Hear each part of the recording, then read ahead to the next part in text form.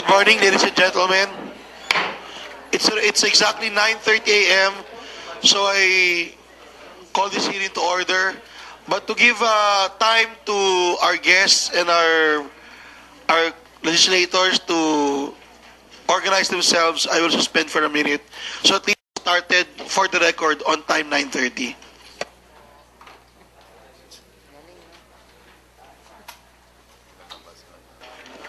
Good morning, everybody.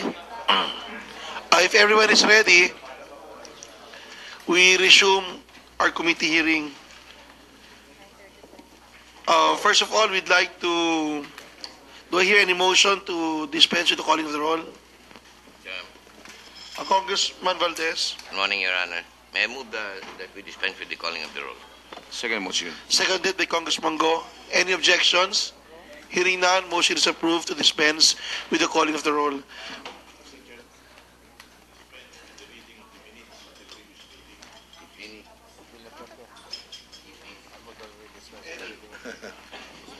If I may repeat, I move that we dispense with the reading of the minutes of the prior week's meeting. And second motion. Seconded. Hearing no objections. Hearing none, motion is approved. First, I'd like to acknowledge our resource speakers who have been so patient with us in coming here day in and day out to these marathon hearings. I'd like to thank all of them. From the DOE, we have here Assistant Director Ms. Irma Exconde.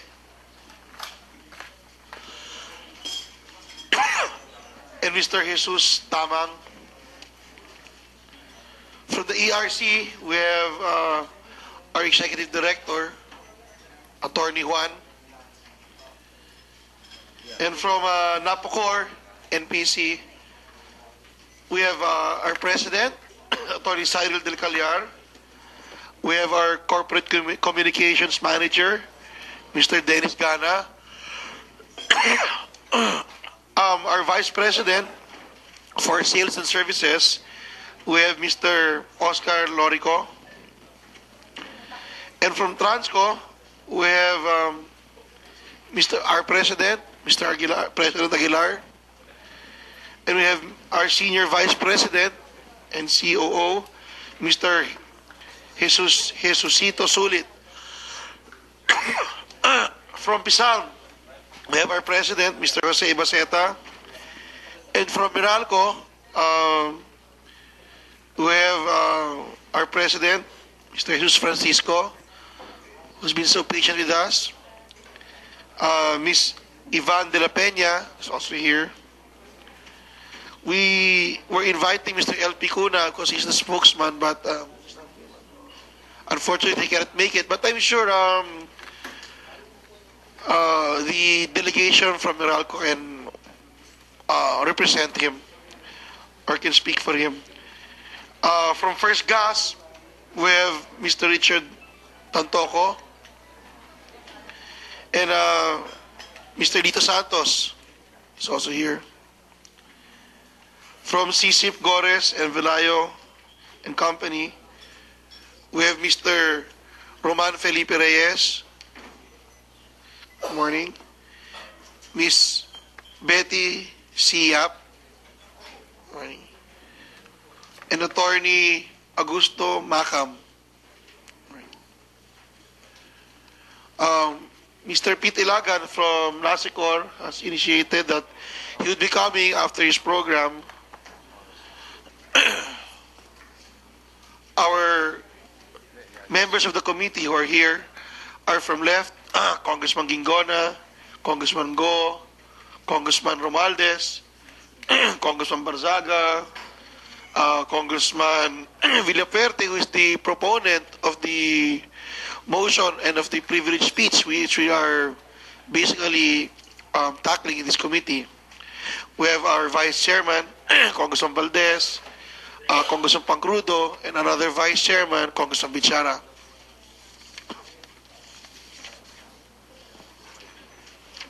We suspend for a minute to have ourselves more organized.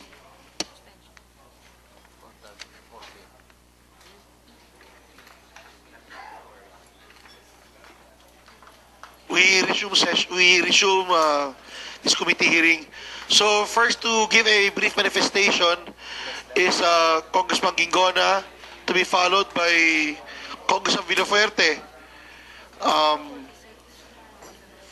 Being the proponent of the privilege speech which we are tackling, he requested that he summarizes how how the discussions have been in relation to your privilege speech. So that will give him the right to give a summary. But right now, I'd like to give the floor to Congressman Tutsi Gingona.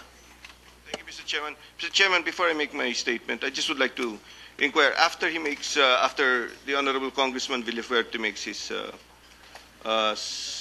summary, then we will proceed with the question and answer of the... Okay, thank you. Mr. Chairman, distinguished colleagues, good morning.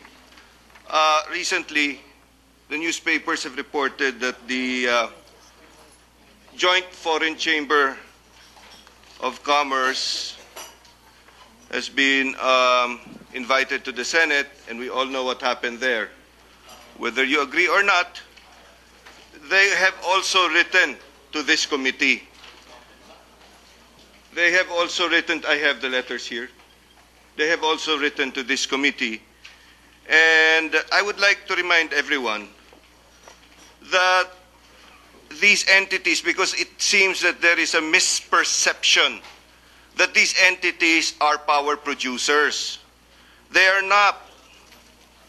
Members like Intel, Texas Instruments, Hitachi, Fujitsu, Toshiba, NEC, these are manufacturing concerns. These are entities involved in the electronics industry, and they account for over $31 billion, two-thirds of Philippine exports.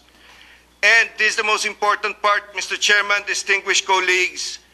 These entities are the biggest users of electricity. It is to their advantage that electricity rates are low. It is to their advantage that electricity rates are cheap. And it is to our advantage also, because if we have cheap rates in industry, productivity will increase, they will be able to expand, and they will be able to employ more Filipinos in this country. Right now, they directly employ over 450,000 engineers, distinguished colleagues. 450,000 Filipino engineers are employed by the semiconductor and electronics industry. And they have written to this committee and expressed their opinion, humbly. They have expressed their opinion that the EPIRA not be amended and that we just concentrate on implementing the EPIRA, most especially the privatization efforts of PISAM, which PISAM has already announced that they will be able to comply within the year 2008.